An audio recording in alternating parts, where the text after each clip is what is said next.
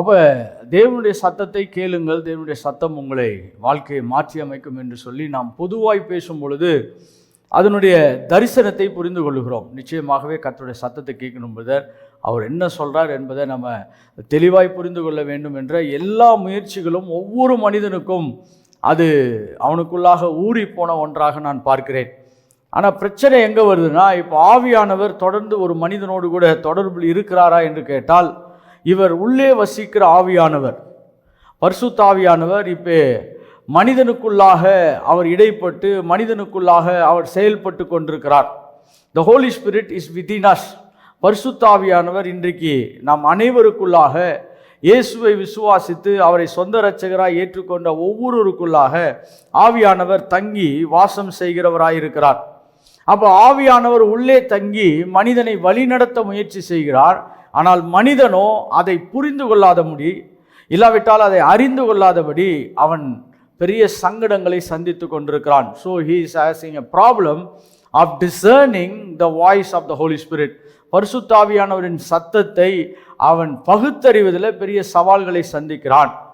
அதனால்தான் இன்றைக்கு இந்த தலைப்பை நான் உங்கள் மத்தியிலே கொண்டு வருவதற்கான மிக முக்கியமான காரணம் என்னவென்று சொன்னால், உள்ளே வசிக்கிற பரிசுத்த ஆவியானவர் நம்மளை வழி நடத்தும் பொழுது அதை எப்படி நாம் இயல்பாக புரிந்து கொள்ள இல்லாவிட்டால் அறிந்து கொள்ள முடியும் என்பதை நான் வேதத்தின் அடிப்படையில் காண்பிக்க விரும்புகிறேன். ஸோ ஆவியானவரை பேச வைக்க வேண்டும் என்ற ஒரு செய்தியாக நான் இதை சொல்லவில்லை. ஆவியானவர் பேசி கொண்டிருக்கிறார். அதை எவ்வளோ தூரம் நாம் ஏற்றுக்கொள்ளுகிறோம், புரிந்து கொள்ளுகிறோம், அங்கீகரிக்கிறோம், அதை நம்முடைய வாழ்க்கையிலே நாம் அடையாளப்படுத்தி கொள்ளுகிறோம் என்பதை குறித்து தான் நான் இன்றைக்கு உங்கள் கூட நான் பேச இருக்கிறேன். என்றால் பரிசுத்த ஆவியானவர் உங்களிடத்தில் வரும் பொழுது அவர் நம்மளை சகல சத்தியத்துக்குள்ளும் வழி நடத்துவார் என்று சொல்லி இயேசுவானவர் நமக்கு சொல்லி இருக்கிறார். When the Holy Spirit comes, He will guide you into all the truths. யோவான் 16 அதிகாரம் 13 வசனத்தை நாம் வாசிக்கும் பொழுது, யோவான் 16 அதிகாரம் 13 வசனத்தை நாம் வாசிக்கும் பொழுது, சத்திய ஆவியானவர் உங்களிடத்தில் வரும் பொழுது என்று சொல்லி அவைகள் ஆரம்பிக்கிறது. சத்திய ஆவியாகிய அவர் வரும்போது சகல சத்தியத்திற்குள்ளும் உங்களை நடத்துவார். அவர் தம்முடைய சுயமாய் பேசாமல் தாம் கேள்விப்பட்டவைகள் யாவையும் சொல்லி வரப்போகிற காரியங்களை உங்களுக்கு அறிவிப்பார். அப்ப ஆவியானவர் வர்றாரு, நம்ம கூட தங்கி இருக்கிறார். எதற்கு என்று சொன்னால், தேவன் அவருக்கு எல்லாவற்றையும் தெரிந்த ஒரு நிலையிலே ஆவியானவர் நமக்கு அதை கொண்டு வந்து சேர்க்கிறவராய் அவர் இயங்க போகிறார் என்பதுதான் சத்தியம். ஸோ அதனால் இப்போ ஆவியானவர் எப்படியாவது பேச வைக்கணும் பிரதர் அப்படின்னா, நம்ம வேதத்தை அடிப்படையிலே சரியாய் ஞாபகப்படுத்திக் கொள்வது நல்லது. என்னவென்று சொன்னால், உள்ளே தான் ஆவியானவர் இருக்கிறார், அவர் நமக்குள்ளாய் செயல்படுகிறார், அவர் நம்மளை சகல சத்தியத்திற்குள்ளும் வழிநடத்தும்படியாக அவர் நமக்குள்ளாக வாசம் செய்து கொண்டிருக்கிறார்.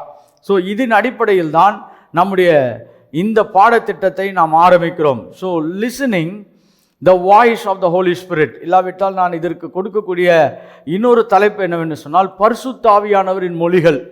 உள்ளே தங்கி இருக்கக்கூடிய பரிசுத்த ஆவியானவர் எப்படிப்பட்ட மொழிகளை உடையவராய் நம்மோடு கூட கம்யூனிகேட் பண்ணுறார், நம்மோடு கூட அவர் தொடர்புகளை உண்டு பண்ணுகிறார் என்று நான் பேச இருக்கிறேன். மொழிகள் என்று சொல்லி ஏன் அதற்கு ஒரு நல்ல வார்த்தை பயன்படுத்துகிறோம் என்று சொன்னால், மொழிகள் எப்பொழுதுமே சக மனிதர்களோடு பேசும் பொழுது புரிய வைக்கக்கூடிய ஆற்றலுக்காக மொழிகள் பயன்படுத்தப்படுகிறது. ஏன்னா ஒருத்தர் பேசிக்கும் பொழுது ஒருவருடைய கருத்தை இன்னொருத்தருக்கு கொண்டு போய் சேர்ப்பதற்காக பயன்படுத்தப்படுகிறதான் மொழிகள். அப்போ ஆவியானவரும் நமக்குள்ளே தங்கி இருக்கிற ஆவியானவர் சகல சத்தியத்திற்குள்ளும் நம்மளை வழிநடத்தும்படியாக நமக்குள்ளாய் வாசம் செய்து கொண்டிருக்கிற ஆவியானவர் இப்பொழுது அவர் பேசுகிற அந்த மொழிகளை நாம் சரியாய் உணரும் பொழுது அவர் சொல்ல வரும் கருத்துக்களை நாம் என்ன பண்ணலாம், உள்வாங்கி கொள்ளலாம். இப்போ எப்படி நம்ம தமிழ்நாட்டில் இருக்கிறவங்க ஒரு ஹிந்தி பேசுகிறவங்க பேசும் பொழுது அவங்களும் கருத்து கரெக்டாக சொல்கிறாங்க, தமிழ் பாஷை தெரிந்தவர்களும் கரெக்டாக கேட்குறதுக்கு ஆயத்தமாக இருக்கிறாங்க. ஆனால் கம்யூனிகேஷனில் ஒரு பெரிய கேப் விழுகிறது. அதே போல் ஆவியானவர் உள்ளே தங்கி இருக்கிறவர் எப்படிப்பட்ட மொழிகளோடு கூட நம்மோடு இடைப்படுகிறார் என்பதை குறித்து நான் விவரமாய் சொல்லவிருக்கிறேன். அதில் நம்ம இன்னைக்கு பார்க்கக்கூடிய ஒரு தலைப்பை நான் இப்படியாய் வைத்திருக்கிறேன், position to hear from God. தேவனிடத்திலிருந்து அவர் சத்தத்தை கேட்பதற்கு நாம் ஏற்கனவே ஆயத்தப்படுத்தப்பட்ட நிலையில்தான் இருக்கிறோம் என்பதை நான் ஞாபகப்படுத்த விரும்புகிறேன். First we should understand that we have been positioned to hear from God. ஏனென்றால் இப்பொழுது கர்த்தர் என் கூட பேச மாட்டார், என் கூட பேசுவதற்கான வாய்ப்புகள் குறைவாக இருக்கிறது என்று சொல்லி அப்படிப்பட்ட ஒரு தவறான நம்பிக்கையிலே நம்முடைய வாழ்க்கைகளை அமைப்போம் என்று சொன்னால், ஆவியானவர் பேசினா கூட அது ஆவியானவரா என்ற ஒரு பெரிய சந்தேகம் ஏற்படலாம். இல்லாவிட்டால் ஆவியானவர் பேசும் பொழுது, இல்லாவிட்டால் இது என்னால் சுயமாய் ஏதோ ஒரு சத்தம் கேட்கிறதா என்ற நினைவுக்கு வந்து விடுகிறோம். அதனால தான் we are positioned, already positioned to hear from God. நாம் தேவனிடத்திலிருந்து அவர் சத்தத்தை கேட்பதற்காக நாம் ஏற்கனவே ஆயத்தப்படுத்தப்பட்ட நிலையில் தான் நாம் இருக்கிறோம். இப்ப ஒரு பாத்திரம் ஆயத்தமாக இருக்கும் பொழுதுதான் அதிலே நாம் தண்ணீர் வார்க்கிறோம். ஒரு பாத்திரம் ஆயத்தமாக இருக்கும் பொழுதுதான் அதை பிரயோஜனத்துக்கென்று நாம் பயன்படுத்துகிறவர்களாய் மாறுகிறோம். அதே போல இப்ப தேவனுடைய சத்தத்தை நாம் கேட்பதற்கு நாம் ஏற்கனவே ஆயத்தப்படுத்தப்பட்ட நிலையில் தான் இருக்கிறோம் என்பதை முதலாவது நான் ஊர்ஜிதமாய் சொல்ல விரும்புகிறேன். ஏன்னா ஃபால்ட்டி ஃபவுண்டேஷன், ஒரு தவறான அடிப்படை நம்பிக்கைகளை உடையவர்களால் தேவ சத்தத்தை கேட்பது மிக கடினமான நிலைக்கு தள்ளப்படுவார்கள். ஏனென்று சொன்னால், இப்போ கர்த்தருடைய சத்தம் எங்கேயோ இருக்குது, அவர் நம்ம கூடலாம் பேசுவாரா, நம்ம கூட பேசுவதற்கு நாம் தகுதி உள்ளவர்களாக இருக்கிறோமா, அந்த அளவுக்கு நம்ம ஆயத்தமானவர்களாக இருக்கிறோமா என்ற பல கேள்விகள் இருக்கும் பொழுது அவருடைய சத்தம் நமக்குள்ளாய் ஊடுருவதற்கு நாமளே சில தடைகளை ஏற்படுத்தி கொள்ளுகிறோம். அதனால தான் the first lesson that I want to bring it to your mind, உங்களுடைய மனதுக்காக, உங்களுடைய இருதயம் ஏற்றுக்கொள்வதற்காக நான் பேச இருக்கிற முதல் தலைப்பு என்னவென்று சொன்னால், position to hear from God. தேவனிடத்திலிருந்து கேட்பதற்கு நாம் ஏற்கனவே ஆயத்தப்படுத்தப்பட்ட நிலையில்தான் நாம் இருக்கிறோம். அதை நான் ஞாபகப்படுத்த விரும்புவதற்கு ஆதாரமாக யோவான் 3ஆம் அதிகாரம், ஜான் சாப்டர் 3, இங்கே நிக்கதேமுக்கும் இயேசுவுக்கும் நடந்த ஒரு சம்பாஷணை இங்கே விவரிக்கப்படுகிறதா இருக்கிறது. அந்த சம்பாஷணையிலே 3ஆம் வசனத்தை நாம் வாசிக்க போகிறோம். யோவான் 3ஆம் அதிகாரம் 3ஆம் வசனம். இயேசு அவனுக்கு பிரதியுத்தரமாக ஒருவன் மறுபடியும் பிறவாவிட்டால் தேவனுடைய ராஜ்யத்தை காண மாட்டான் என்று, தேவனுடைய அவன் காண மாட்டான் என்று மெய்யாகவே மெய்யாகவே உனக்கு சொல்லுகிறேன், மெய்யாகவே உனக்கு சொல்லுகிறேன். அப்படி என்றால் ஒருவன் மறுபடியும் பிறந்து விட்டால் அவன் தேவ ராஜ்யத்தை அவன் காணக்கூடிய நிலைகளுக்கு அவன் வந்து வருகிறான். When he is born again, now he has been positioned to see the kingdom of God. Hallelujah. ஒருவன் ரட்சிக்கப்பட்ட நிலைக்கு வரும் பொழுது அவன் தேவனுடைய ராஜ்யத்தை காண்கிறவனாக, அப்படி என்று சொன்னால் அதனுடைய அமைப்புகளை அவன் இயக்குகிறவனாக, அந்த பகுதிகளிலே தன்னை இணைத்துக் கொள்வதற்கு அவன் தகுதியுள்ளவனாய் மாற்றப்படுகிறான்.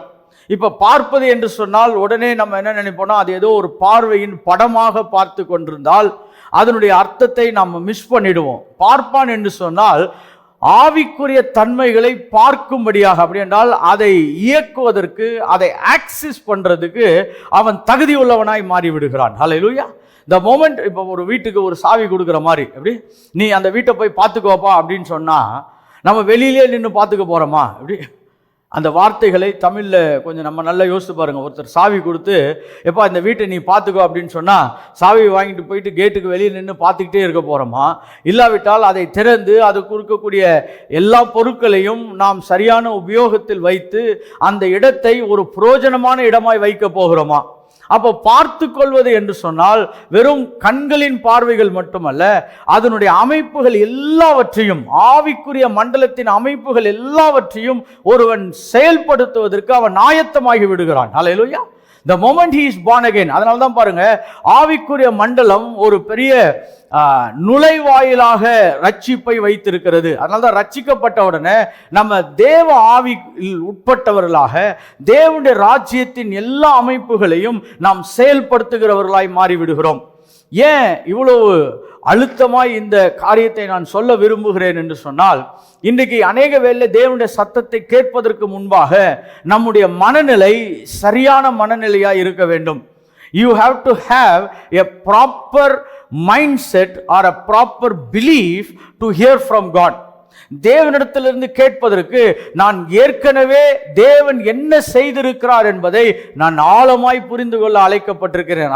அதில் முதலாவது என்னவென்று சொன்னால், ஆவிக்குரிய மண்டலத்திலே ஆவியானவர் செயல்படுகிற, தேவன் செயல்படுகிற மண்டலங்களிலே இருக்கக்கூடிய எல்லா திட்டங்களையும் அமைப்புகளையும் நான் இயக்குவதற்கு, அதை நான் தொடர்பு கொள்வதற்கு என்னுடைய ரட்சிப்பின் அனுபவம் என்னை ஆயத்தப்படுத்தி இருக்கிறது. ஹல்லேலூயா.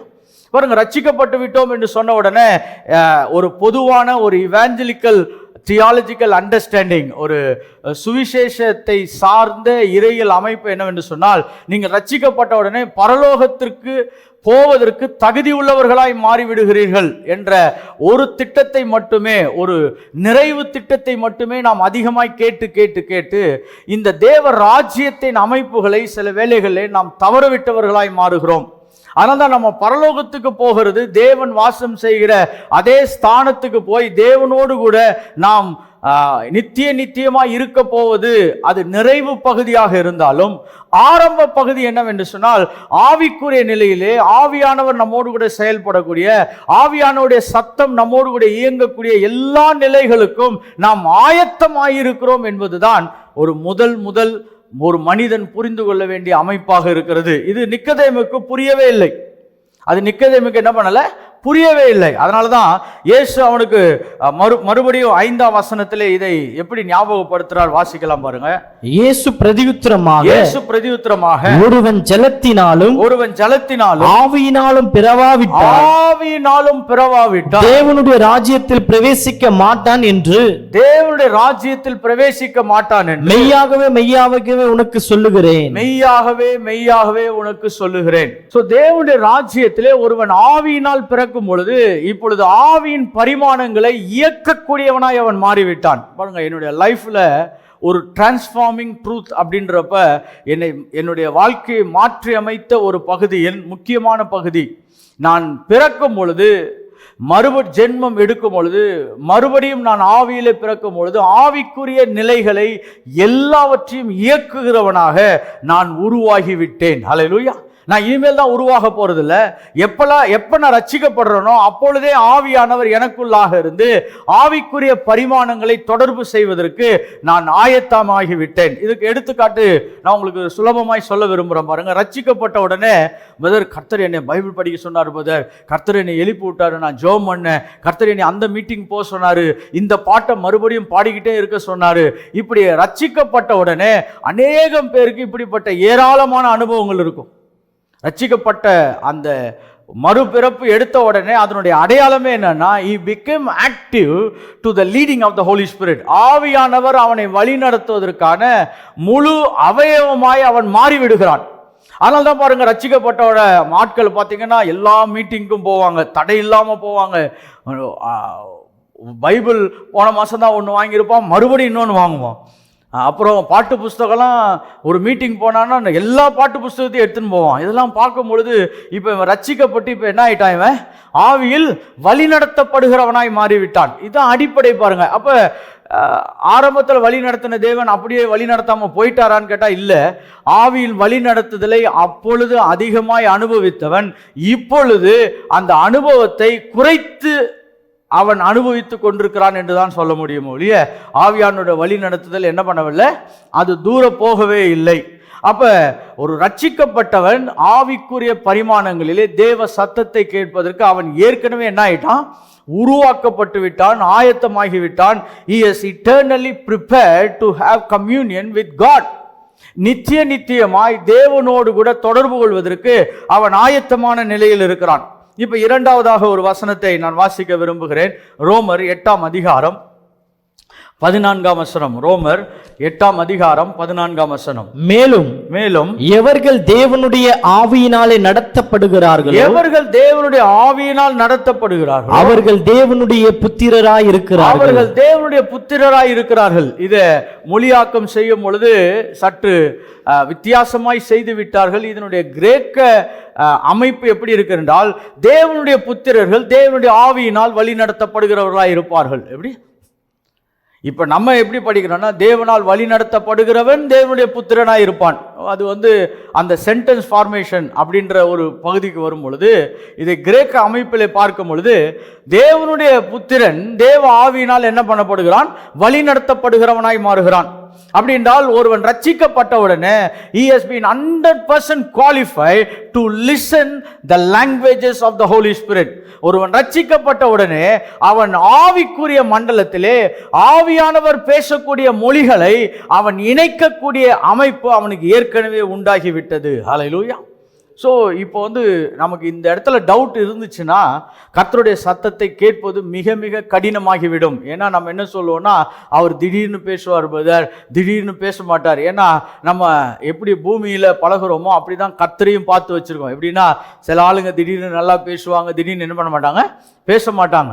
சில அப்பாமார்களும் அப்படி தான் இருப்பாங்க, சில தாய்மார்கள் அப்படி இருந்திருப்பாங்க. அதனால் அவங்க வளர்ப்பிலே என்னென்னா, திடீர்னு நல்லா பேசுவாங்க, திடீர்னு நல்லா பேச மாட்டாங்க என்ற நிலைப்பிலே நம்ம என்ன பண்ணுறோன்னா, கடவுளையும் அப்படியே பார்க்குறவர்களாய் மாறிவிடுகிறோம்.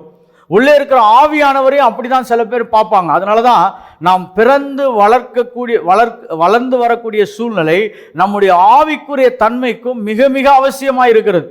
நீங்கள் நல்ல குடும்பத்தில் நல்ல தாய் தகப்பனோடு வளர்ந்துருந்தீங்கன்னா, நீங்கள் பிதாவை பார்ப்பதும் உங்களுக்கு ஒரு நல்ல மனக்கண்களிலே அது தெளிவாக இருக்கும். ஒரு கஷ்டமான ஒரு வாழ்க்கையை கடினப்படுத்தக்கூடிய தாய் தகப்பனுடைய பின்னணியில வளர்ந்திருப்பீர் என்று சொன்னால், கர்த்தரை நம்புவதே கஷ்டமா இருக்கும். ஏன்னா இப்பொழுது மனிதர்களை நம்புவது உங்களுக்கு கடினமாகப்பட்டதுனால, இப்ப காணாத தேவனையும் உங்களுக்கு நம்புவது என்ன இருக்கும், கடினமாக இருக்கும். இட்ஸ் எ சோசியலாஜிக்கல் எஃபெக்ட்ன்றோம் பாருங்க. அந்த மாதிரி இப்ப ரட்சிக்கப்பட்ட உடனே நம்முடைய மனநிலை, நான் தேவ சத்தத்தை கேட்பதற்கு ஆயத்தமாகிவிட்டேன் என்று நினைக்காவிட்டால் அவன் தேவ சத்தத்தை கேட்பது ரொம்ப கடினமாகிவிடும்.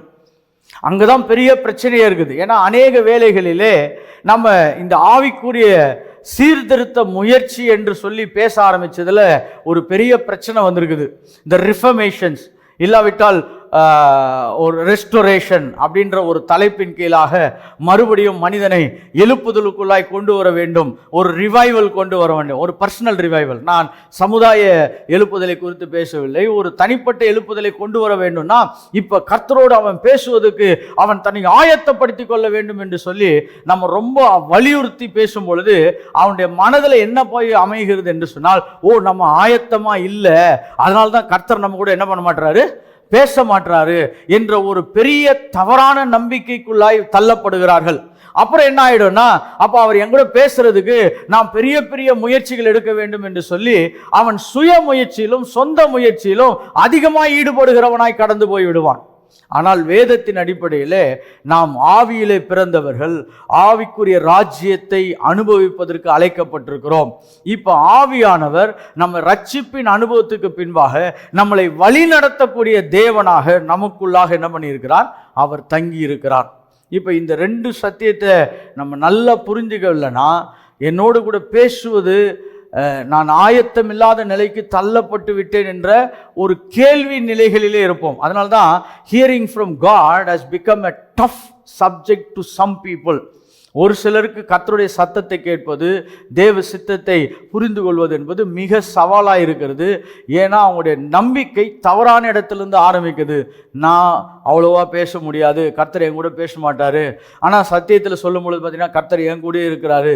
எதுக்கு இருக்கிறாருன்னு கேட்டார்னா, எந்த பிரச்சனையும் வராமல் காப்பாற்றுறதுக்கு இருக்கிறாரு. அது அவருடைய செயல்களில் ஒன்றாக இருந்தாலும் முதலாக தேவன் என்னோடு கூட தொடர்பு வைத்ததற்கான காரணமே என்னோடு கூட இடைப்படுவது, பேசுவதற்கு, என்னோடு கூட அவர் தொடர்ந்தேர்ச்சியான பயணம் செய்வதற்கு தான் என்னை ரட்சித்திருக்கிறார். அதற்கு நான் ஏற்கனவே ஆயத்தமாகிவிட்டேன். ஹல்லேலூயா. I am already in a position to hear from God. பாருங்க, இந்த ஒரு சத்தியத்தை நம்ம கொஞ்சம் தியானித்து அதை நம்ம உள்வாங்க ஆரம்பிச்சிட்டோம்னா, நம்மளுடைய தேவ சத்தத்தை கேட்பது என்பது ஒரு குதிரை கொம்பு மாதிரி இருக்காது. குதிரை கொம்பு மாதிரி இருக்காது. ஸோ இதுதான் position to hear from God. இப்போ நம்ம போக போக அங்கங்கே நான் சில தவறான எண்ணங்களை சற்று சீர்திருத்த நான் முயற்சி செய்கிறேன்.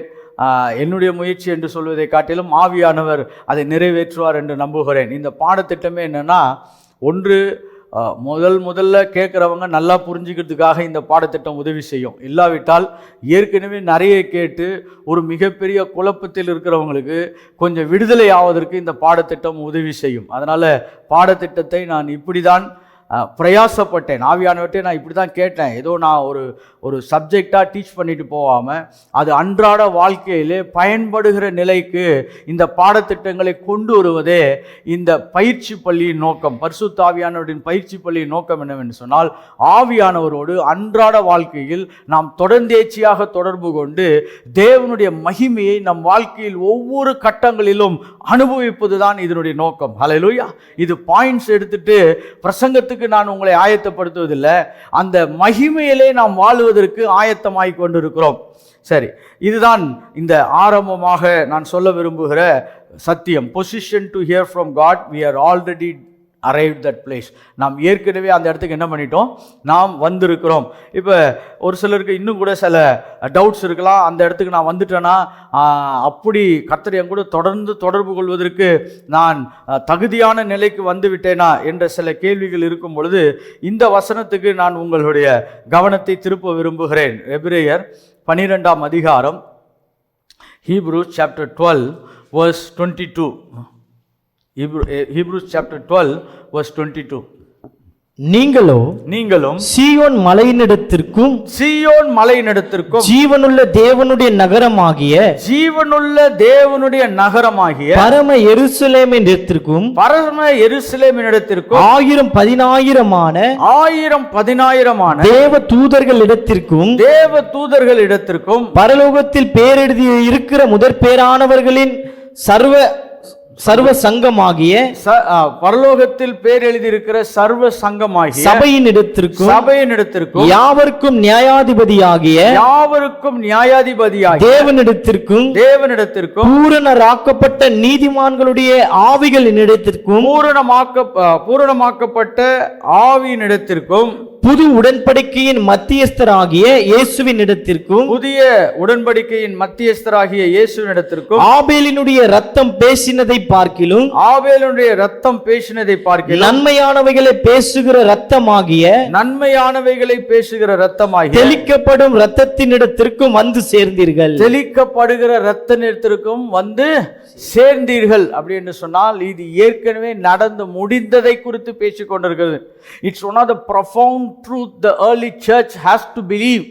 ஆதி திருச்சபை விசுவாசிக்க வேண்டிய ஒரு மாபெரும் சத்தியத்தினுடைய அடிப்படை என்னவா இருந்துச்சுன்னா, அவர்கள் ஏற்கனவே அந்த இடத்திற்கு வந்து விட்டார்கள். அல்லேலூயா. எங்க வந்து சேர்ந்திருக்கிறாங்களோ, நீங்களோ சீயோன் மலையின் இடத்திற்கு எங்க வந்து சேர்ந்திருக்கிறீங்க அப்படி என்றால் தேவன் வாசம் செய்கிற ஸ்தலத்திற்கு ஏற்கனவே என்ன பண்ணிட்டீங்க, நீங்க வந்து சேர்ந்து விட்டீர்கள். அங்க ஏன் வந்து சேர்ந்தீங்கன்னா, தேவன் உங்களோடு கூட தொடர்பு கொள்வதற்காக நீங்கள் வந்து சேர்ந்து விட்டீர்கள். ஹல்லேலூயா.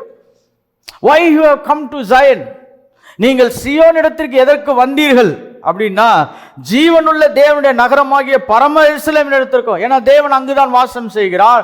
அவர் இருக்கிற இடத்துக்கு ஏற்கனவே ஆவிக்குரிய தன்மைகளிலே நீங்கள் அங்கே வந்து சேர்ந்து விட்டீர்கள். ஹல்லேலூயா. இது என்னைக்கு நம்மளுக்கு புரிகிறதோ அன்றைக்கு தான் நம்முடைய ஆவி தேவனுடைய சத்தத்தை கேட்பதற்கு அது ஆயத்தமாகவே மாறுது.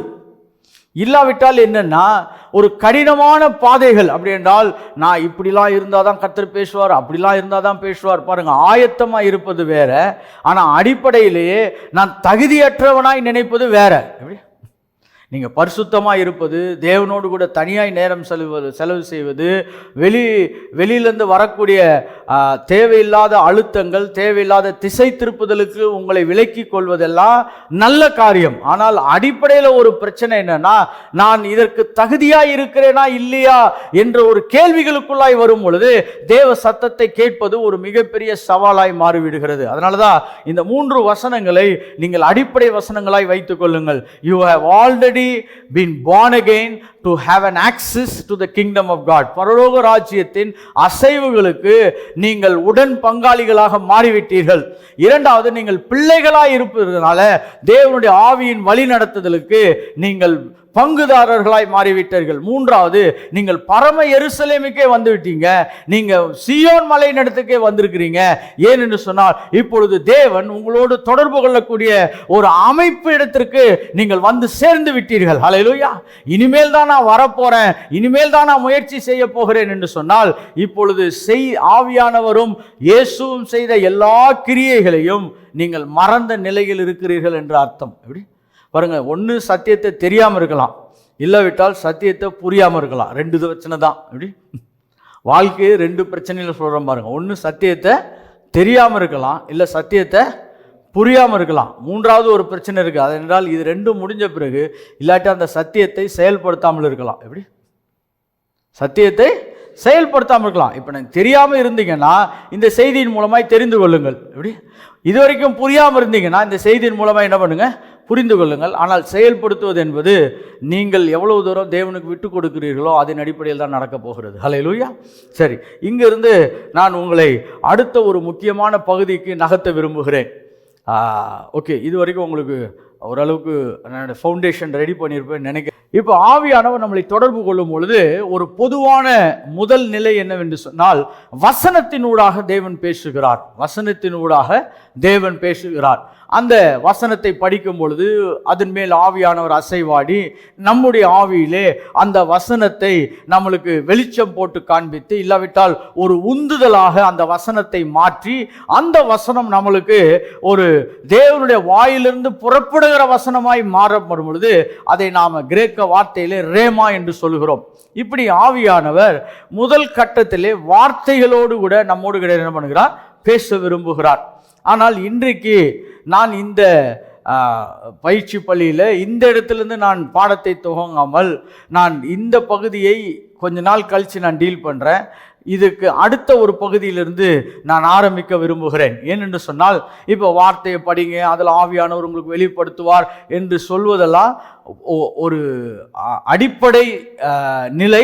அது நம்மால் அநேக தடவை பயிற்சி எடுத்துக்கொண்டிருக்கிற நிலையாக இருக்கலாம், இல்லாவிட்டால் அது ஏற்கனவே புரிந்த நிலையாக இருக்கலாம். அதனால்தான் நான் அடுத்த கட்டத்துக்கு போகிறேன். புரியாததை புரிய வைப்பதற்கு நான் முயற்சி செய்ய விரும்புகிறேன். அப்ப இரண்டாவதாக, வார்த்தையின் வழி நடத்துதலை தாண்டி அடுத்த ஒரு பகுதி என்னவென்று சொன்னால், நம்முடைய ஆவியானவர் நமக்கு உள்ளே இருந்து நம்மளை வழி நடத்துவதை குறித்து பேச இருக்கிறேன். I am going to talk about the inward promptings. உள்ளான தூண்டுதலை குறித்து நான் பேச விரும்புகிறேன். ஆவியானவர் நமக்குள்ளே தங்கி இருப்பதனால், அவர் நமக்குள்ளே வாசமாய் இருப்பதனால, உலகத்தில் இருக்கிறவனை காட்டிலும் எனக்குள்ளாய் இருக்கிறவர் பெரியவர் என்ற ஒரு மாபெரும் சத்தியத்தின் அடிப்படையிலே இப்பொழுது ஆவியானவர் நமக்குள்ளாக நம்முடைய ஆவியிலே அவர் வாசம் செய்கிறபடியினால், நம்முடைய உள்ளான மனுஷனை அவர் அங்கே முழுமையாய் ஆட்கொண்டிருக்கிற இடத்திலிருந்து எப்படி வேலை செய்கிறார் என்பதை குறித்து நான் பேசவிருக்கிறேன். ஏன்னா இந்த ஃபர்ஸ்ட் ஸ்டெப்பு அது வந்து அடிப்படை சத்தியமாக தொடர்ந்து நாம் செய்ய வேண்டியதான ஒரு சப்ஜெக்டாக இருந்தாலும், நான் இரண்டாவது ஸ்டெப்புக்கு நான் நேரடியாக கடந்து செல்ல விரும்புகிறேன். ஏனென்று சொன்னால், இப்போ அதை நாம் ஏற்கனவே பயிற்சி செய்து கொண்டிருக்கலாம், இல்லை பயிற்சி செய்யலைன்னா நான் உங்களுக்கு பின்பாக அதை விளக்க விரும்புகிறேன், நீங்கள் அதை பயிற்சி செய்து கொள்ளலாம். ஆனால் நாம் தொடர்ந்தேர்ச்சியாக ஆவியானவர் உள்ளே தங்கி நம்மளை தூண்டுகிற இடத்தை குறித்து நான் அதிகமாய் பேச இருக்கிறேன். ஏன்னா இன்னைக்கு நம்முடைய வாழ்க்கை என்பது பரிசுத்த ஆவியானுடைய வழி நடத்துதலின் அடிப்படையில் தான் அது இயங்க வேண்டும் என்பதை நான் ஆழமாய் நம்புகிறேன். God's Spirit lives within each of us as a born again believer in Christ Jesus. ஒவ்வொருவருக்குள்ளாக ஆவியானவர் தங்கி வாசம் செய்து கொண்டிருக்கிறார்.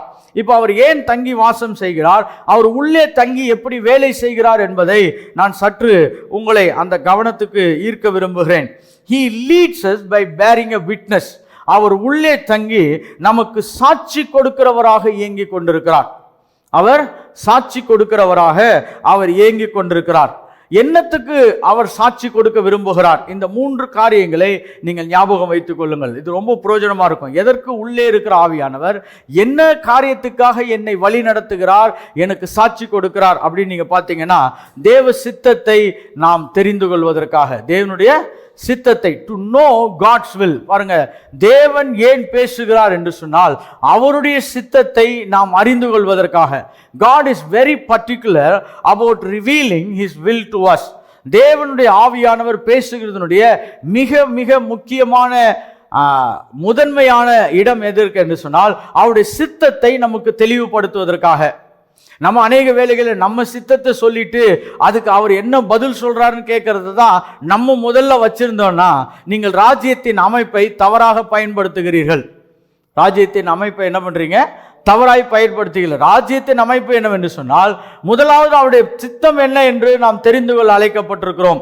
இரண்டாவது அந்த சித்தத்தை நிறைவேற்றுவதற்கான திட்டம் என்ன என்று சொல்லி தெரிந்து கொள்ள அழைக்கப்பட்டிருக்கிறோம். எப்படி?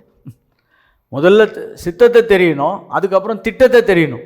Knowing God's will and knowing God's plan, இரண்டுமே ரொம்ப வித்தியாசமானது. இன்னைக்கு அநேகம் பேருக்கு தேவனுடைய சித்தம் தெரியும். ரொம்ப சிம்பிளா சொல்றோம் பாருங்க, கர்த்தர் என்னை ஆசீர்வதிக்க சித்தமா இருக்கிறார்னா 100% வேதாகமத்திலிருந்து நாம் எல்லா விதமான ஆசீர்வாதத்துக்கும் தயாரானவர்களாய், நாம் ஆயத்தமானவர்களாய், அதனுடைய முழு பங்குதாரர்களாய் இருக்கிறோம் என்பது தேவ சித்தம். இரண்டாவது, அதை எப்படி நிறைவேற்ற போகிறோம், அதனுடைய திட்டங்கள் என்ன என்று தெரியலனா கூட நம்ம பெரிய காரியங்களை என்ன பண்ண முடியாது, பூமியில செய்ய முடியாது. அப்ப தேவன் பேசுவதற்கான இரண்டாவது காரணம் சித்தத்தை மட்டுமல்ல, திட்டங்களை வெளிப்படுத்துவதற்கு. மூன்றாவது தான் அற்புதமானது. அவர் சித்தத்தை சொல்றாரு, அவர் திட்டத்தை சொல்றாரு. மூன்றாவது அதனுடைய நோக்கத்தையும் தேவன் சொல்லுவார். ஹல்லேலூயா! அதனுடைய நோக்கத்தையும் சொல்லுவார். ஏன்னா இப்போ நம்மளை ஒரு சின்ன எக்ஸாம்பிள் சொல்கிறோம் பாருங்க. உங்களை கர்த்தர் சொல்கிறாரு, நீ இந்த ஊருக்கு போயிட்டு ஒரு சபையை ஆரம்பி, இல்லாவிட்டால் ஒரு சுவிசேஷ ஊழியத்தை ஆரம்பி, இல்லாவிட்டால் ஒரு சண்டே ஸ்கூல் மினிஸ்ட்ரி ஸ்டார்ட் பண்ணு, இல்லாவிட்டால் ஒரு தொழில் முனைவோராக இருந்தால் நீ இந்த பிஸ்னஸை ஸ்டார்ட் பண்ணு அப்படின்னா இது தேவ சித்தம். இது என்னது? தேவனுடைய சித்தம். இப்போ தொழில் செய்கிறவங்களோ இல்லாட்டி பிஸ்னஸ் செய்கிறவங்களா இருந்தால் என்ன பிளான்னு அடுத்தது கேட்கணும். எப்படி? என்னை போக சொன்னீங்க, என்ன செய்ய சொன்னீங்க, நான் எப்படி இதை என்ன பண்ணணும், நிறைவேற்ற வேண்டும். So knowing will and knowing the plan is two different thing. இப்போ ரொம்ப சிம்பிளாக இப்படி சொல்லலாம் பாருங்க, வீடு கட்டணும்னு சொல்கிறது வேற, வீடு கட்டுறதுக்கான திட்டன்றது வேற. அதுக்கப்புறம் என்னன்னா, ஏன் உங்களை போக சொன்னார் என்ற நோக்கத்தையும் தேவன் சொல்லுவார். இப்போ இதில் தான் வெற்றியின் ரகசியமே அடங்கி இருக்குது. வெற்றியின் ரகசியம் நீங்கள் தேவ சித்தத்தை தெரிவது மட்டுமல்ல, தேவனுடைய திட்டத்தை தெரிவது மட்டுமல்ல, தேவனுடைய நோக்கத்தையும் தெரிந்து கொள்ள வேண்டும். என்னை ஒரு பகுதிக்கு அனுப்பினார் என்றால் எதற்காக அனுப்புகிறார், என்ன நோக்கத்தை நிறைவேற்ற அனுப்பி இருக்கிறார்.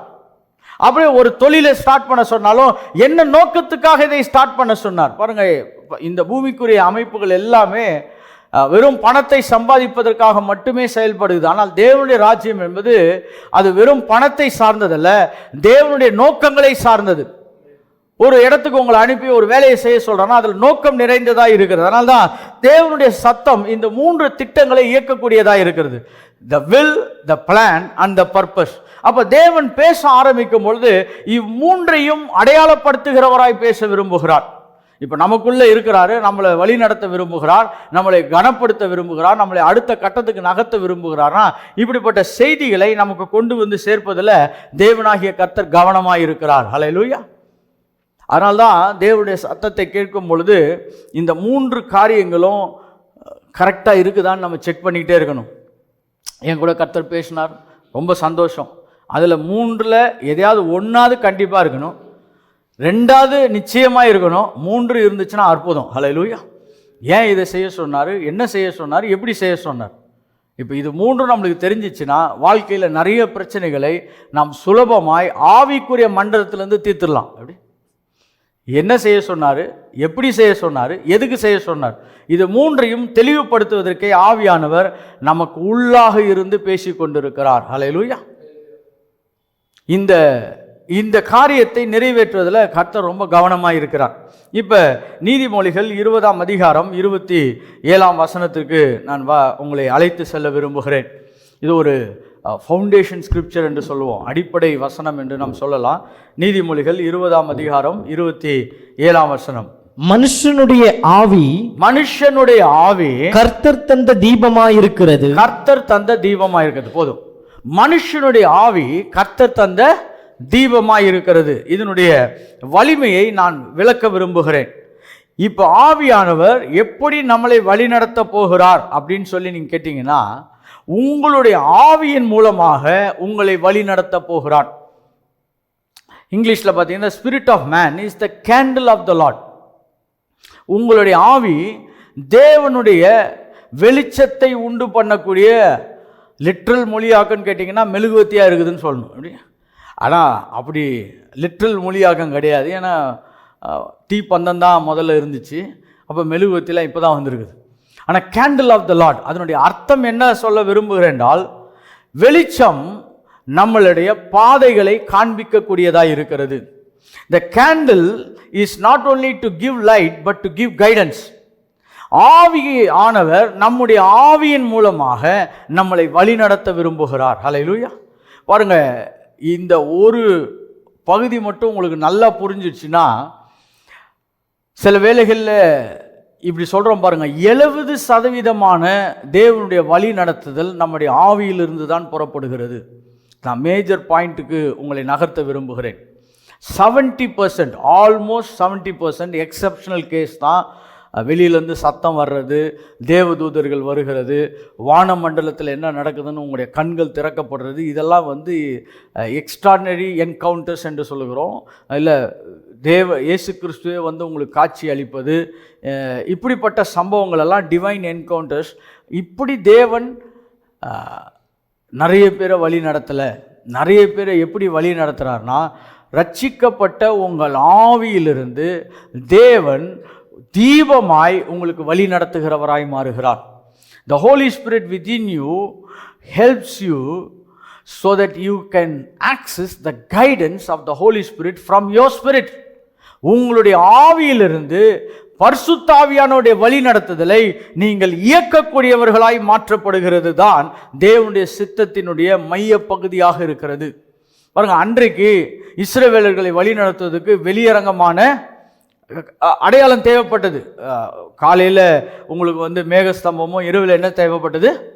அக்கினி ஸ்தம்பமும் தேவைப்பட்டது. இப்போ இன்னைக்கு அக்கினி ஸ்தம்பம் எங்கே போச்சு, மேகஸ்தம்பம் எங்கே போயிடுச்சுன்னா, இன்னைக்கு கிறிஸ்துவே நமக்குள்ளாக வெளிச்சமாக இருக்கிறார். ஹல்லேலூயா. இப்போ வெளியே இல்லை, வெளியே இல்லை. எங்கே இருக்குது? ஆவியானவர் நமக்குள்ளாக வாசம் செய்து கொண்டிருக்கார். அதனால தான் நம்ம சொல்கிறோம் பாருங்கள், நீங்களே பரிசுத்த ஆவியானுடைய ஆலயமாய் இருக்கிறீர்கள் என்று அறியீர்களா அப்படின்னா, it has already happen. Did you not have an understanding?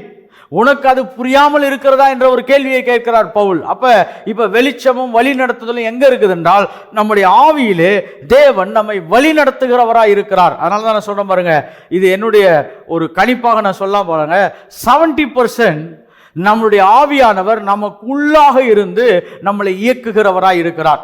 So இந்த பாடத்திட்டம் உங்களுக்கு ஓரளவுக்கு புரிஞ்சிச்சுன்னா நீங்கள் 70 மார்க் எடுத்த மாதிரி அர்த்தம். எப்படி? இப்போ 100 மார்க்கு எடுக்கிறது கஷ்டம், எனக்கு தெரியல, எடுக்க முடியுமான்னு தெரியல. அது தேவனுடைய தீர்மானங்களில். சிலருக்கு தேவதூதருடைய சந்திப்பு இருக்குது, இயேசுவானவரே அவங்களுக்கு காட்சி அளித்து பேசி இருக்கிறார், கரெக்டாக. இல்லாவிட்டால் அவங்களுக்கு ஆவிக்குரிய மண்டலங்கள்லாம் திறக்கப்பட்டு அவங்களுக்கு பூமிக்குரிய மண்டலத்தை தாண்டிலும் ஆவிக்குரிய பரிமாணங்கள்லாம் திறக்கப்படுது. இதெல்லாம் எக்ஸ்ட்ராடினரி ஈவெண்ட்ஸ். ஆனால் அந்த 30%, நான் 80% வச்சுருக்கிறேன், பட் லோவர் டு லோவர் 70% ஆவியிலிருந்து தான் தேவன் என்ன பண்ணுறார், மனிதனை வழி நடத்துகிறார். இன்றைக்கு இதை குறித்து தான் நான் சற்று உங்கள் கூட திட்டவட்டமாய் பேச இருக்கிறேன். மேபி இன்றைக்கி நான் ஆரம்பிக்கிறேன், ஆனால் போக போக இந்த பாடத்திட்டங்கள் நம்முடைய வாழ்க்கைக்கு ரொம்ப ரொம்ப அர்த்தம் உள்ளதாய் மாறும். ஹல்லேலூயா. ஆவியானவர் நம்மளை தொடர்பு கொள்ளக்கூடியதை குறித்து நான் இன்றைக்கு சில அறிகுறிகளை பேச விரும்புகிறேன். நான் சில வார்த்தைகளை சொல்ல விரும்புகிறேன். இந்த வார்த்தைகள் உங்களுடைய ஆவியின் மண்டலத்தை அது திறக்கிறதுக்கு உதவி செய்யக்கூடியதாக இருக்கும். ஏன்? டீச்சிங்கினுடைய வலிமை என்னவென்று சொன்னால், ஒரே காரியத்தை பல திசைகளிலிருந்து சொல்லும் பொழுது எங்கேயாவது ஒன்றாவது என்ன பண்ணிடும், உங்களுடைய மனதை அது ஓப்பன் பண்ணி விட்டுவிடும். அதனால தான் போதிக்கக்கூடிய சத்தியங்கள் எப்பொழுதுமே ஒரு முனைப்பிலே இருக்காது, அது பல முனையிலிருந்து என்ன பண்ணப்படும், அது செயல்படுத்தப்படக்கூடியதாய் மாற்றப்படும். அதனால் ஆவியானவர் உள்ளே இருந்து நம்மளை வழி நடத்தக்கூடிய சில செயல்களை குறித்து நான் சொல்ல இருக்கிறேன். முதலாவது ப்ராம்ப்டிங்ஸ். முதலாவது என்னது? ப்ராம்ப்டிங்ஸ். ஆங்கிலத்தில், தமிழில் தூண்டுதல். தமிழில் அதுக்கு பேர் என்னது?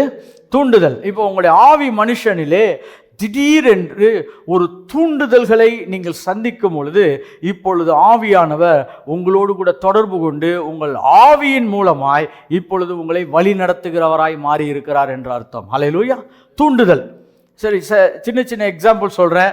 அதனால் இந்த எக்ஸாம்பிளை வச்சு இதிலிருந்து ஒரு கருத்தை நீங்கள் எதுவும் டெவலப் பண்ணிக்காதீங்க. இதெல்லாமே புரிவதற்காக சொல்லப்படக்கூடிய உதாரணங்கள். இப்போ நம்ம சும்மா வீட்டில் உட்காந்துருக்குறோம், திடீரென்று ஆவியானவர், நம்மளே உதாரணமாக எடுத்துக்கலாமே, திடீரென்று ஆவியானவர் நீ இன்னைக்கு கிளாஸுக்கு போ அப்படின்னு சொல்கிறாருன்னு வச்சுக்கோங்க. எப்படி திடீர்னு எனக்கு ஒரு ஒரு ஒரு தூண்டுதல் வந்துச்சு, நான் போவேணாம், பரவாயில்ல, இன்னொரு நாள் போய்க்கலாம் தான் இருந்தேன், ஆனால் எனக்கு திடீர் என்று சொல்லி ஒரு பெரிய தூண்டுதல் வந்தது. அதுதான் ப்ராம்ப்டிங்ஸ்.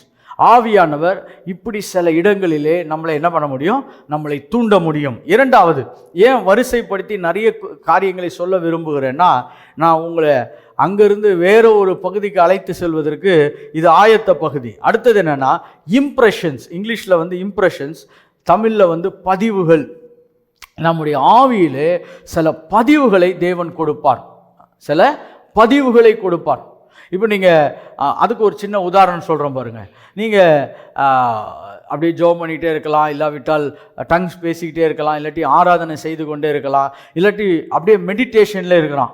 அப்போ திடீரென்று உங்களுடைய ஆவியில் ஒரு ஒரு ஒரு ஒரு செய்தியோ இல்லாவிட்டால் ஒரு படம் போல் ஒரு காட்சியோ உங்களுடைய ஆவியிலே தோன்றப்படும் பாருங்கள். அப்படி என்றால் இப்போ அந்த பிரதர் இப்போ நம்மளை பார்க்க வர போகிறாரு அப்படின்னு சொல்லி ஒரு சின்ன உங்களுடைய ஆவியில் ஒரு பதிவு வரும் பொழுது பார்த்தீங்கன்னா கொஞ்ச நேரம் கழித்து அவர் உங்களை சந்திக்க வந்திருப்பார். இல்லாவிட்டால் நீங்கள் ஒரு இடத்துக்கு போய் ஒருத்தரை சந்திக்கணும்னு சொல்லி நீங்கள் முயற்சியே எடுக்காத பொழுது திடீரென்று அங்கே போனால் இந்த பிரதரை இன்றைக்கி பார்த்துடலாம் அப்படின்னு சில பதிவுகள் வரும் பொழுது அதை தான் நாம் என்ன சொல்கிறோம்னா இம்ப்ரெஷன்ஸ். அப்படி என்றால் இப்போ ஒரு சின்ன உதாரணம் சொல்கிறேன் பாருங்கள். இப்போ மொபைல் ஃபோன் இருக்குது. இந்த மொபைல் ஃபோனை நான் யூஸ் பண்ணும் பொழுது இதில் நம்ம பாஸ்வேர்ட் போடுறோம், எல்லாம் போடுறோம். இதில் நம்முடைய கை ரேகை என்ன பண்ணப்பட்டிருக்குது, பதிந்திருக்கிறது. ஆனால் இது நார்மலாக நம்முடைய கண்களுக்கு என்ன பண்ணாது, தெரியாது. ஆனால் இது இந்த ஃபோனை டேம்பர் பண்ணுறவங்க இருக்கிறாங்க பாருங்கள். அப்படி என்றால் இன்னொருத்தருடைய பாஸ்வேர்டு என்னன்னு கண்டுபிடிக்கணும்னு நினைக்கிறவங்க அதுக்கு ஏதாவது ஒரு லென்ஸோ இல்லாட்டி ஒரு பவுடரோ இல்லாட்டி சில யூவி ரேஸோ வச்சுருந்தாங்கன்னா அந்த பதிவுகள் அவங்களுக்கு தெரியும். அப்போ ஆவியிலே இப்படி தான் சில பதிவுகள் ஏற்படும். ஆவியில் இப்படி தான் என்ன பண்ணும், சில பதிவுகள் ஏற்படும். சரி, நான் சொல்லுகிற உதாரணங்கள் எல்லாம் புரிய வைப்பதற்கான உதாரணங்கள். இது என்ன இப்படி அது நடக்குமான்னு சொல்லி நீங்கள் கேள்வி கேட்பதை காட்டிலும் புரிவதற்காக நான் சொல்லுகிறேன். இப்போ திடீர்னு இந்த பிரதர் நம்மளுக்கு ஃபோன் பண்ணுவார் அப்படின்னு நினச்சிட்டே இருக்கிறப்ப அவர் ஃபோன் அடித்தார்னு வச்சுக்கோங்க. நம்ம என்ன சொல்லுவோன்னா, பிரதர் இப்போ தான் பிரதர் உங்களை நினச்சேன், அவர் நீங்கள் என்ன பண்ணிட்டீங்க, ஃபோன் பண்ணிட்டீங்க.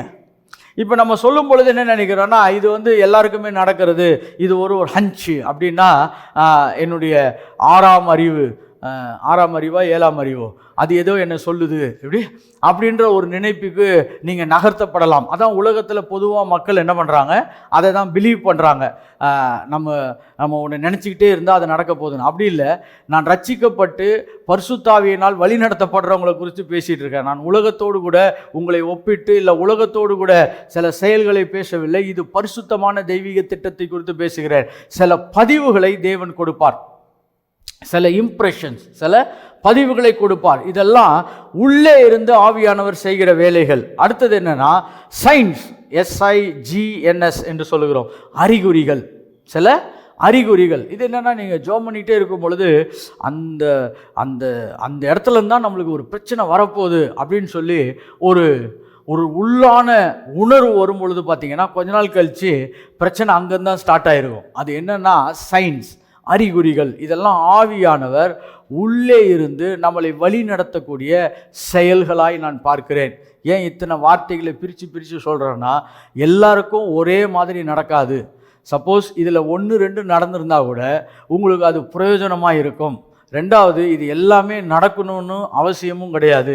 நம்மளுக்கு ஒரே ஒரு டைரக்ஷனில் நம்மளுக்கு வழி நடத்துதல் வந்தால் போதும், நம்ம போய் சேர வேண்டிய இடத்த என்ன பண்ணிடலாம், சேர்ந்துடலாம். அதனால் இது எல்லாமே கொடுங்க கர்த்தாவே அப்படின்லாம் கேட்குறத விட அவர் என்ன கொடுக்குறாரோ அதை ஒழுங்காக செயல்படுத்தினா போதும். இப்போ சில பேர் இருக்கிறாங்க பாருங்கள், வண்டி ஓட்டிகிட்டு போகும்பொழுது ரோட்டில் நின்று வழி கேட்பாங்க, எப்படி போகணும் எப்படின்னு 5 நிமிஷம் கேட்டுட்டு நம்ம சொன்னதுக்கு மாறாக வருது அப்படி போவான் பாருங்கள். அப்போ இதுக்கு ஏன்டா இவன்கிட்ட கேட்டால் நம்ம எதுக்கு இதுக்கு சொன்னோன்னு ஒரு கேள்வி வரும். அந்த மாதிரி உள்ளே இருக்க சில வேலை ஆவியான வரும். இவ்வளோ நான் இவனுக்கு சொல்லி கொடுத்து கூட இவன் வண்டியை திருப்பிட்டு எங்கேயோ என்ன பண்ணுறான், போயிடுறான்ற ஒரு நினைப்புக்கு வரக்கூடாது என்பதை ஞாபகப்படுத்துவதுக்காக நான் சொல்கிறேன் பாருங்கள்.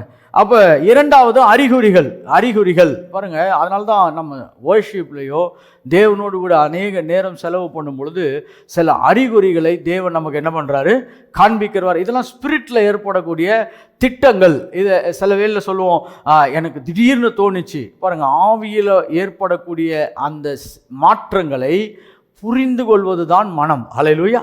மனதில் மாற்றம் வரல, ஆவியில் மாற்றம் வருது. எல்லாரும் சொல்லுங்கள், முதலாவது எங்கே மாற்றம் வருகிறது? ஆவியில் மாற்றம் வருகிறது. அது மனது ரிசீவ் பண்ணுது. ஹல்லேலூயா. மனசு என்ன பண்ணுது? ரிசீவ் பண்ணுது. அதனால் எனக்கு திடீர்னு யோசனை வந்ததுன்னு சொல்லும் பொழுது பார்த்தீங்கன்னா அது மனித யோசனைகளும் இருக்குது, மாம்ச யோசனைகள் இருக்குது. ஆனால் நான் இன்றைக்கு பியூராக பேசிகிட்டு இருக்குது, உள்ளே இருந்து ஆவியானவர் நம்மளுக்கு தீபமாய் வழி நடத்துகிறதை நான் பேசி கொண்டிருக்கிறேன். அறிகுறிகள். அடுத்தது இம்பல்சஸ் என்று சொல்லுகிறோம். இம்பல்சஸ், திடீரென்று ஏதாவது செய்ய வேண்டும் என்ற வலுவான ஆசை. திடீரென்று ஏதாவது செய்ய வேண்டும் என்ற ஒரு வலுவான ஆசை. இப்போ நான் யூஸ் பண்ணுற வேர்டெல்லாம் தமிழில் ரொம்ப ரொம்ப முக்கியமான வார்த்தைகள். வலுவான ஆசைகள். திடீர்னு ஒரு பெரிய இம்பல்ஸ் வந்திருக்கு. இப்போ இதுக்கு ஒரு சின்ன உதாரணம் சொல்கிறேன் பாருங்கள். நீங்கள் கொஞ்ச நேரம் போய் எங்கேயாவது நல்லா ஜெபிக்கணும் அப்படின்னு சொல்லி உங்களுக்கு ஒரு பெரிய உணர்வு வரலாம். இது நீங்கள் ஒரு கூட்டத்தில் இருக்கும் பொழுது கூட நீங்கள் உங்களை தனியாக போக சொல்லி நீங்கள் ஒரு இடத்துக்கு தனியாக போய் கொஞ்ச நேரம் நல்ல சத்தமாக ஜெபம் பண்ணி ஆராதிச்சுட்டு வரணுன்ற ஒரு பெரிய திடீர் என்று ஒரு ஆசை வரலாம். இது வெளியில் இருக்கவங்களுக்கு ஒன்றுமே புரியாது. நான் ஒன்றை உங்களுக்கு சொல்லிடுறேன். நீங்கள் ஆவியானவரோடு கூட ரொம்ப நெருக்கமாக பழகி இப்படிப்பட்ட தெய்வீக திட்டத்தெல்லாம் உங்களை இணைச்சிக்கிட்டிங்கன்னா கூட இருக்கிறவங்களுக்கு நீங்கள் யாருன்றது கண்டுபிடிக்கிறதுக்கே டைம் ஆகிடும். எப்படி ரொம்ப கஷ்டமாயிடும். இவனை ஒன்றுமே சொல்ல முடியலப்பா, திடீர்னு அவன் ஏதோ பண்ணுறான். எப்படி சில வேளையில் இந்த மாம்சத்தில் இருக்கிறவங்களும் பாருங்களேன், என்ன பண்ணுறான்னு அவனுக்கும் தெரியாது, நமக்கும் தெரியாது. அதைவிட ரொம்ப பல மடங்கு, கோடிக்கணக்கான மடங்கு அதிகமாகிவிடும். ஏனென்று சொன்னால் ஆவியானவர் வழி நடத்தும் பொழுது ஆவியானவர் எப்படி இருக்கிறாரோ அப்படியே நீங்களும் மாற்றப்படுவீர்கள். நீங்கள் திடீரென்று ஒரு பெரிய தூண்டுதலுக்குள்ளாக போய் திடீரென்று ஒரு வலுவான ஆசைகளுக்குள்ளாய் போய் விடுவீர்கள். இப்போ எங்கேயோ ஒரு இடத்துல போய் நான் இன்னைக்கு ஊழியம் செய்தே ஆக வேண்டும் என்ற ஒரு பெரிய ஆசை வரலாம், ஒரு வலுவான ஆசை. இல்லாட்டி ஜெபம் பண்ணணும். இன்னொன்று சொல்கிறேன் பாருங்கள், அநேக வேலைகளில் ஃபாஸ்டிங் எடுப்பதற்கு இப்படிப்பட்ட தெய்வீக வழி நடத்துதல்கள் கொடுக்கப்படுகிறது. திடீர்னு இப்போ நீ இன்றைக்கி சாப்பிடவே கூடாது, அந்த சாப்பாட்டு மேலே இருக்க ஆசையே போயிடும். இப்போ நான் சாப்பிடாம தேவனோடு கூட பல மணி நேரம் இருக்க வேண்டும் என்ற ஒரு பெரிய ஆசை வரலாம். அடுத்தது சிக்னல்ஸ். இதுக்கு நான் தமிழில் எப்படி மொழியாக்கம் செய்ய விரும்புகிறேன்னா அறிவிப்பு குறி. இப்போது கிளாஸே என்ன ஆயிடுச்சுன்னா கொஞ்சம் டிரான்ஸ்லேஷன் கிளாஸ் மாதிரி போகுது, பரவாயில்ல. இருந்தாலும் செய்தி கடத்தப்பட்டு விட்டால் வெற்றி. ஹல்லேலூயா. ஆப்ரேஷன் பண்ணும் பொழுது எந்த கத்தி யூஸ் பண்ணாங்க, எந்த பொருளை யூஸ் பண்ணாங்கன்றது ரொம்ப முக்கியம் இல்லை, ஆப்ரேஷன் சக்ஸஸா அதுதான் ரொம்ப முக்கியம். அப்படி இன்றைக்கி நம்முடைய செய்தியும் அப்படி தான் போயிட்டுருக்குது. என்னென்னா இப்போது சிக்னல்ஸ், அறிவிப்பு குறிகள். இப்போ இதுதான் பாருங்கள், ஸ்பிரிட்டில் நீங்கள் காலையில் எந்திரிக்கும் பொழுது திடீர்னு இன்னைக்கு இந்த நபரை போய் சந்திக்க வேண்டும், இல்லாவிட்டால் இந்த இடத்துக்கு போக வேண்டும். இது யூஸ்வலாக எப்போ வருது அடிக்கடின்னு பார்த்தீங்கன்னா, நீங்கள் நல்ல அமைதியான சூழ்நிலையிலிருந்து நீங்கள் எழுந்திருக்கும் பொழுது இப்படிப்பட்ட அறிகுறிகளோடு எந்திரிப்பீர்கள். எனக்கு அடிக்கடி வரவே மாட்டுது பாஸ்டர் அப்படின்னா, அப்போ நீங்கள் பதஷ்டமான நிலையில் இருக்கிறீங்கன்னு அர்த்தம். நான் தீர்க்க தரிசனமாக சொல்லிடுறேன். நீங்கள் பதஷ்டமாக இருந்தீங்கன்னா சிக்னல் கிடைக்காது, அறிகுறிகள் என்ன பண்ணாது, கிடைக்காது. நீங்கள் என்றைக்கு பிதாவினிடத்திலும் குமாரனிடத்திலும் ஆவியானவரிடத்திலும் நீங்கள் நல்ல அமைதியான இடத்துக்கு நகருகிறீர்களோ அப்பொழுது அந்த அறிகுறிகள் உங்கள் கண்ணுக்கு தெரியும். ரொம்ப சிம்பிளாக சொல்கிறோம் பாருங்கள், ரோட்டில் பெரிய போர்டு வச்சுருக்கலாம், ஆனால் நீங்கள் ரொம்ப ஃபாஸ்ட்டாக போனீங்கன்னா அந்த போர்டு என்ன பண்ண மாட்டீங்க, பார்க்க மாட்டீங்க, படிக்க மாட்டீங்க. அதுமாரி வாழ்க்கையில் ரொம்ப பதஷ்டமாக, ரொம்ப ஜரூராக, அப்படி ரொம்ப வேகமாக ஏதாவது ஒரு திட்டத்தில் போயிட்டு இருந்தீங்கன்னா இந்த சிக்னல்லாம் உங்கள் கண்ணுக்கு என்ன பண்ணாது, தெரியாது. கடவுளாக வந்து போர்டை தலையில் டொம்முலாம் என்ன பண்ண மாட்டார், போட மாட்டார். அது அங்கே தான் இருக்கும். நான் பல வாட்டி மிஸ் பண்ணியிருக்கிறேன். வேகமாக ஓட்டின்னு போயிடுறது. இப்படி இந்த ஹைவேலலாம் ஓட்டும் பொழுது பாருங்களேன், நம்மளை விட்டால் யாருமே இல்லை, ஏன்னா ரோடு காலியாக இருக்குது. ஆனால் அங்கங்கே சிக்னல் வச்சுருக்காங்க. இந்த பக்கம் திரும்பினா தான் நீ போகிற ஊருக்கு என்ன பண்ண முடியும், போக முடியும். அறிகுறிகள். when your soul is at rest, இந்த லீடிங் உங்களுக்கு நிறைய கிடைக்கும். ஓகே, அடுத்தது ஒரு இடத்துக்கு, அடுத்த ஒரு வார்த்தைக்கு உங்களை நான் நகர்த்த விரும்புகிறேன். நட்ஜஸ். இங்கிலீஷில் வந்து NUDGES, நட்ஜஸ். ஓகே, ஏன் இந்த வார்த்தைகள்லாம் பயன்படுத்துகிறேன்னா, இதுக்கு ஒரு பெரிய கிரேக்க வார்த்தைகளே நான் வச்சுருக்கிறேன். ஆனால் இப்போ இன்றைக்கி நம்ம அதுக்குள்ளே போக முடியாது. முதலாவது ஒரு வெளிப்புறமான அமைப்பை நான் சொல்லிவிடுகிறேன். ஓகே, நட்ஜஸ். இடித்து கவனத்தை திருப்புவது. நட்ஜஸ்னால் என்னது? இடித்து கவனத்தை திருப்புவது. இன்னும் தமிழில் எப்படி மொழியாக்கி இருக்கிறாங்கன்னா, கை எலும்பினாலே சற்று உன்னை குத்தி உன்னுடைய கவனத்தை திருப்புவது. அப்படி இடித்து கவனத்தை திருப்புவது, அதுக்கு தான் நட்ஜஸ். ஓகே, இப்போ நம்ம இது நிறைய குடும்பத்தில் நடக்கும் பாருங்கள். கணவன் மனைவி 2 பேரும் பக்கத்தில் நிற்கிறீங்க. உங்கள் மனைவி ஏதோ ஒரு சப்ஜெக்டை சொல்லினே இருக்கிறாங்கன்னா அவங்க எல்லோரும் முன்னாடி என்ன பண்ண முடியாது, ஏம்மா பேசாதமாலாம் சொல்ல முடியாது. அவ்வளோதான், வாழ்க்கை ஃபுல்லாக நீங்கள் பேச முடியாது அதுக்கப்புறம். அப்போ என்ன பண்ணுவோம், மெதுவாக என்ன பண்ணுவோம், லைட்டாக இடிப்போம். அப்படி காலை என்ன பண்ணுவோம், தட்டுவோம். அப்படி என்றால் கவனத்தை திருப்புகிறோம். ஆவியிலையும் நீங்கள் யார் கூடயாவது பேசிக்கினே இருக்கும் பொழுது திடீர்னு ஆவியானவர் உங்களை இடித்து, இங்கே இருந்தது போதும், நீ என்ன பண்ணு, கிளம்பு. இதுதான் நட்ஜஸ். இதுதான் நட்ஜஸ். நீங்கள் பைபிள் படிச்சுக்கிட்டே இருக்கும் பொழுது கூட ஆவியானவர் சரி இந்த பகுதியை விட்டுரு, அந்த பகுதியை போய் படின்னு சொல்லுவார். இன்னொரு சொல்கிற பாருங்க, நீங்கள் ஏதாவது ஒரு செய்தி கேட்டுட்டு இருக்கும் பொழுது ஆவியானவர் இதெல்லாம் உனக்கு தேவையான்னு சொல்லி இடித்து இன்னொரு பகுதியை கூப்பிட்டு போவார். இதெல்லாம் வாழ்க்கையில் அனுபவம் இருக்கிறவர்களுக்கு நான் சொல்கிறது புரியும். அதே போல் அனுபவத்தில் இருக்கிறவர்களுக்கு நான் சொல்வது ஊர்ஜிதமாகும். இதெல்லாம் ஆவியானவருடைய உள்ளான தூண்டுதலின் மொழிகள். these are all inner prompting languages. அதனால தான் இந்த கிளாஸை வந்து நான் ரொம்ப நாளாக திட்டமிட்டு இதை செயல்படுத்த வேண்டும் என்று பெரிய ஆசையோடு கூட இதை தொடங்க கர்த்தர் உதவி செய்திருக்கிறார். ஹல்லேலூயா. பாருங்கள், இடித்து கவனத்தை திருப்புவது. கடைசியாக சாட்சி இடுகிறது. கடைசியாகன்றது சாட்சி இடுகிறது. அப்படின்னா உங்களுடைய ஸ்பிரிட் மேனில் ஒரு லவுட், ஒரு சத்தம் மிகுந்த என்ன பண்ணோன்னா சாட்சி இப்படி சொல்லலாம், ஒரு சத்தம் மிகுந்த அடையாளம் கிடைக்கும். அப்படி என்றால் உங்களுடைய ஸ்பிரிட்டில் அதை அங்கேருந்து உங்களால் நகர்த்தவே முடியாது. அந்த ஸ்பிரிட் மேன்லேருந்து உங்களால் அந்த சப்ஜெக்ட் என்ன பண்ண முடியாது, வெளியே எடுக்கவே முடியாது. அது ஒரு ஸ்ட்ராங்காக உங்களுடைய ஆவியிலே அது பதிக்கப்பட்டதாக இருக்கும். சாட்சி இடுகிறது. அதுக்கு பேர் என்னது? சாட்சி இடுகிறது. நீங்கள் ஒரு சில இடங்களுக்கெல்லாம் போகும் பொழுது இந்த இடத்தை குறித்து ஆவியானவர் நம்முடைய ஆவியில் என்ன பண்ணுவார், சாட்சி கொடுப்பார். நீங்கள் அந்த சம்பவத்தை உங்களுடைய ஆவிக்குரிய அமைப்பிலிருந்து என்ன பண்ண முடியாது, வெளியே எடுக்கவே முடியாது. ஏன் இதெல்லாம் செய்கிறார் என்று சொன்னால், நம்மளை எப்படியாவது தேவ திட்டத்திலும் தேவனுடைய தீர்மானங்களிலும் தேவனுடைய நோக்கங்களிலும் கொண்டு வந்து சேர்ப்பதற்காக இவைகளை பயன்படுத்துகிறார். ஹல்லேலூயா. ஏன் இதெல்லாம் செய்யணும் அப்படி என்றால், உள்ளே இருந்து வழி நடத்துகிறவர் இப்படிப்பட்ட அநேக செயல்களை நிறைவேற்றுகிறவராக நமக்குள்ளாக இருந்து செயல்படுகிறவராக இருக்கிறார். ஒரே ஒரு காரியத்தை சொல்லி நான் இந்த முதல் பகுதியை நிறைவு செய்ய விரும்புகிறேன். இப்போ என்னுடைய உள்ளான வழி நடத்துதல் ஒரு தீமைக்குரிய காரியங்களாகவே இருக்குது பாஸ்டர். அப்போ நான் என்ன பண்ணலாம் அப்படின்னா, இப்போ தான் நீங்கள் அதிகமாக ஜெபிக்க அழைக்கப்படுகிறீர்கள். எவ்வளோ நேரம் ஜெபிக்கணும் பாஸ்டர்னா, அந்த உள்ளான அந்த தூண்டுதல் அது நன்மைக்கு ஏதுவாய் மாறி இருக்கிறது என்ற நிச்சயம் வரும் வரைக்கும் ஜெபிக்க வேண்டும். Pray until the prompting change. இதான் லெசன். இப்போ நான் உட்காந்து ஜெபிச்சுக்கிட்டே இருக்கிறேன், நான் தியானித்து கொண்டே இருக்கிறேன். திடீர்னு எனக்கு ஒரு ஊழியத்தை குறித்தோ இல்லாட்டி ஒரு சம்பவத்தை குறித்தோ வீட்டில் இருக்கிற சூழ்நிலைகளை குறித்தோ எனக்கு ஒரு ஐயமான காரியங்கள் எழும்புகிறது. இல்லாவிட்டால் ஒரு துரதிர்ஷ்டமான சிந்தனை அதிலிருந்து எழும்புகிறது. இல்லாவிட்டால் என்னை வேதனைப்படுத்தக்கூடிய சிந்தனை எழும்புகிறதுனா, நீங்கள் சில வேளைகளில் நம்மளை சுற்றி இருக்கிறவங்களாம் சொல்லுவாங்க, என்னப்பா நல்லா இருந்த திடீர்னு என்ன ஆகிட்ட ஒரு மாதிரி ஆகிட்டேன்னு வாங்க. இது ஒரு மாதிரி ஆகலை, இப்போ தான் சரியாக மாறி இருக்கிறோம். எப்படின்னா ஆவியானவர் கொடுக்குற சிக்னலை நம்ம இப்போ தான் என்ன பண்ணியிருக்கிறோம், ரிசீவ் பண்ணியிருக்கிறோம். அப்போ என்ன பண்ணணும்னா இம்மீடியட்டாக ஆவியானுடைய வழிநடத்தின் அடிப்படையில் ஜெபிக்கிறவர்களாய் மாற அழைக்கப்பட்டிருக்கிறோம். எப்படி ஜெபிக்கிறது, எவ்வளோ நேரம் ஜெபிக்கிறதுனா அந்த ப்ராம்ப்டிங் நமக்குள்ளாய் ஒரு பெரிய மாற்றத்தை வரும் வரைக்கும் ஜெபிக்க வேண்டும்.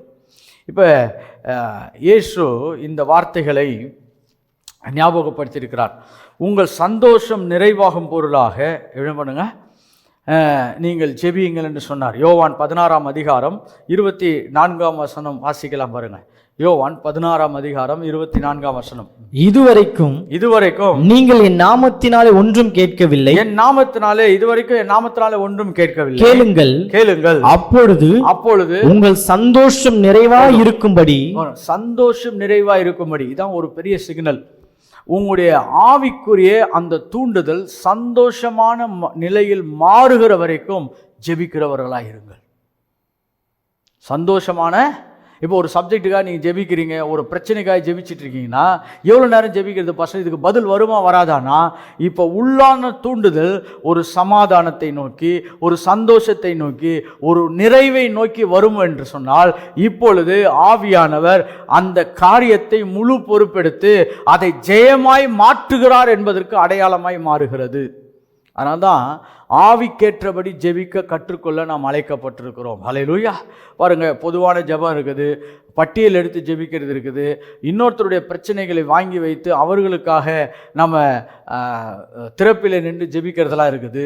ஆனால் நான் சொல்லி கொண்டிருக்கிற இந்த ஜெபமானது நீங்கள் ஆவியினுடைய தூண்டுதலோடு கூட, ஆவியின் திட்டத்தோடு கூட, ஆவியானவர் கொடுக்கக்கூடிய தீர்மானத்தோடு கூட, நோக்கத்தோடு கூட நீங்கள் ஜெயமாய் ஜெயிப்பதை குறித்து நான் பேசி கொண்டிருக்கிறேன். அப்போ ஏன் ஆவியானவர் நம்மளை தகுதிப்படுத்தியும் இருக்கிறார், நம் ஆவியிலிருந்து நம்மளை வழி நடத்துகிறவராக இருக்கிறார். இப்படிப்பட்ட சில திட்டங்கள் வைத்து வழி நடத்தி கொண்டிருக்கிறார். இப்போ இவ்வளோதானா பாஸ்டர்? நிச்சயமாக இன்னும் கொஞ்சம் லிஸ்ட் இருக்குது. அதை போக போக நான் என்ன பண்ணுகிறேன், முடிந்த அளவுக்கு, என்னால் முடிந்த அளவுக்கு, புரிந்த அளவுக்கு நான் சொல்ல விரும்புகிறேன். எனக்கு இந்த தேவனுடைய ராஜ்யத்தில் கொடுக்கப்பட்ட வேலை எனக்கு கூர்மையாக இப்பொழுது தெரிகிறது. அப்படி என்னன்னா, இந்த புரிய முடியாத ஒரு சில விஷயத்தை எடுத்து புரிய வைக்கிறதுக்காக தான் கர்த்தர் என்னை அபிஷேகித்திருக்கிறார் என்று நான் ஆழமாய் நம்புகிறேன். அதனால் போக போக இன்னும் சில காரியங்களை கர்த்தர் என்ன பண்ணுவார், நமக்கு புரிய வைப்பார். Revelation is progressive. வெளிப்பாடு எப்பொழுதுமே அது முன்னேறி கொண்டே இருக்கக்கூடியவைகள். ஹல்லேலூயா. அதனால் எனக்கு வெளிப்பாடு வந்துச்சு, இதோட எல்லாம் முடிஞ்சிடுச்சுலாம் கிடையாது. எப்படி இந்த உலகத்தில் இந்த இனோவேஷன் அப்படி என்றால் கண்டுபிடிப்புகள் எப்படி தொடர்ந்து நடக்கிறதோ, இந்த கண்டுபிடிப்புகளின் நாயகனாகிய படைத்தவர் எப்பொழுதுமே நம்மளை இன்னும் ஆழமான தெய்வீக திட்டத்துக்குள்ளாக வழி நடத்துகிறவராகவே இருக்கிறார். ஹல்லேலூயா. அதனால் இன்றைக்கி ஒரு சின்ன வெளியரங்கமான அமைப்பை குறித்து நம்ம என்ன பண்ணியிருக்கிறோம், சற்று தியானித்திருக்கிறோம். அவைகள் நிச்சயமாய் உங்களுக்கு பிரயோஜனமாக இருக்கும் என்று நினைக்கிறேன். உங்களுடைய உள்ளான ஆவியின் வழி நடத்துதலுக்கு நீங்கள் ஆயத்தமாகுங்கள், நேரம் கொடுங்கள். அதற்கு உங்களுடைய வாழ்க்கையின் சில முக்கியமான பகுதிகளை கர்த்தருக்கு திறந்து கொடுங்கள். அப்பொழுது தூண்டுதல் வரும் பொழுது அந்த தூண்டுதல் சப்போஸ் தீமையானதாக இருந்தால் அது நன்மையாய் மாறுகிற வரைக்கும் ஜெபியுங்கள். அது நன்மைக்கேன தூண்டுதலாக இருந்தால் கர்த்தருக்கு ஸ்தோத்திரம் பண்ணி கொண்டே இருங்கள். ஹல்லேலூயா. கர்த்தர் தாமே உங்களை ஆசீர்வதிப்பாராக. அப்படியே நம்ம கண்களை மூடி ஜெபிப்போம்.